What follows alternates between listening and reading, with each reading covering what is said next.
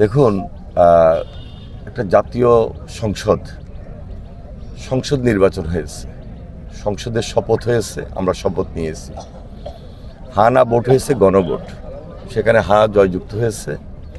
খুব স্বাভাবিক কারণেই পার্লামেন্টে বিলটা রেজ হবে। হায়ের শপথের কোনো প্রয়োজন নাই, হ্যাঁ অটোমেটিক জাতীয় সংসদে বসা মাত্রই হ্যাঁ কার্যকরী হবে এবং এটাই জুলাই জাতীয় সনদ। যেখানে না ভোট হয়েছে সেই না ভোট অনুযায়ী সেখানে পার্লামেন্টে রেজ হবে, আলোচনা হবে, তার ভিত্তিতে আবার নির্ধারণ হবে না যেখানে নোট অফ ডিসেন্ট দেওয়া হয়েছে সেটা কি হবে, সেটা পার্লামেন্টে নির্ধারিত হবে। সুতরাং এই ব্যাপারে আমি মনে করি ওনারা যে ব্যাখ্যাটি দিয়েছেন সম্পূর্ণভাবে যারা আইনবিদ, যারা এক্সপার্ট রয়েছেন তারা ইতিমধ্যে বলেছেন। সুতরাং একটু জানা দরকার, সুন্দরভাবে বলা দরকার এবং গ্রহণযোগ্য, বিশ্বাসযোগ্য যে সিদ্ধান্তটি জনসাধারণ দিয়েছেন হ্যাঁ ভোট, সেটি অটোমেটিক নীতি নির্ধারক অনুযায়ী দায়িত্বশীল অবস্থান থেকে পার্লামেন্টে রেজ করার মধ্য দিয়ে সেটি কার্যকরী হবে।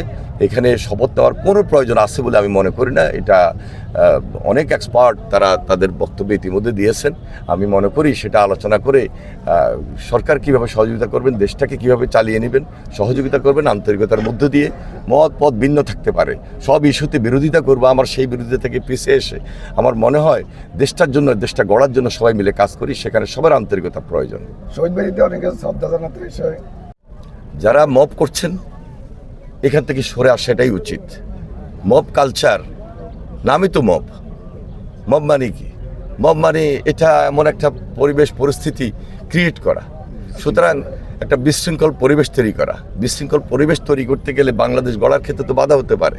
সুতরাং যারাই বাংলাদেশ গড়ার ক্ষেত্রে বাধা দিবে তারা দেশের শত্রু হিসেবে পরিণত হবে। সুতরাং মব কালচার থেকে ফিরে এসে আমাদের দায়িত্বশীল অবস্থান থেকে আমাদের কথা বলতে হবে, কাজ করতে হবে।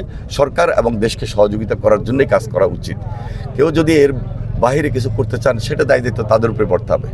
সরে আসুন সেখান থেকে, আশা করি। শহীদ দিবস এবং আন্তর্জাতিক মাতৃভাষা দিবস উপলক্ষে আমরা শহীদদের স্মৃতির প্রতি শ্রদ্ধা নিবেদন করার জন্য আজকে বাংলাদেশ জাতীয়তাবাদী দল সবাই এই শহীদ বেদিতে উপস্থিত হয়েছি।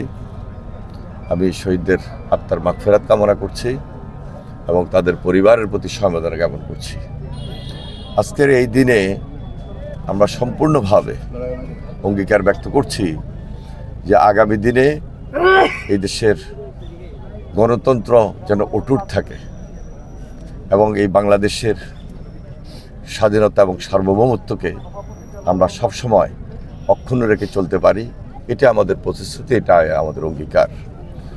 দলমত নির্বিশেষে সবার প্রতি আমার উদাত্ত আহ্বান থাকবে, আসুন আমরা আজকের এই দিনে আবারও নতুনভাবে শপথ করি যে এই বাংলাদেশটাকে আমরা একটা সুন্দর বাংলাদেশ গড়ার লক্ষ্যে ঐক্যবদ্ধভাবে কাজ করব। সেখানে সকলের সহযোগিতা, আন্তরিকতা বিশেষভাবে প্রয়োজন। সবাইকে আমি সেই উদাত্ত আহ্বান জানিয়ে বিদায় নিচ্ছি।